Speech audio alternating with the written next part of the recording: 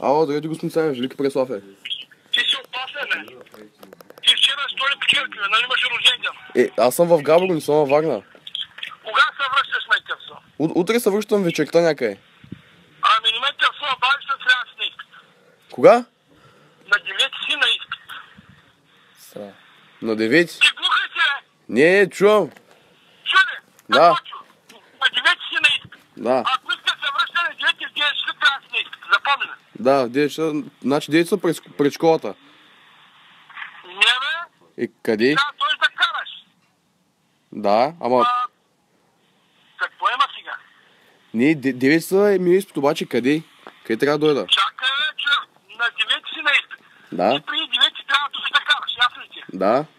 Подлежиш на вътрешните, тъй че утре вечер, като се прибираш, утре е понеделник, вторник, трябва да се срещнем, да караш финанси на изпит. Запомни ли? Да, запомних. С оня другия Иван. мутрата, защото той Уртнекс.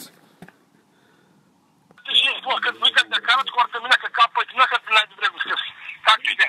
С него си не изпит, така че бъде така добър, като дойш, когато дойш, ама не ми да утре вечер 10 часа, че ме занищава аз. Да. По кое време се прибереш утре? Добре. Ай, чао. Чао.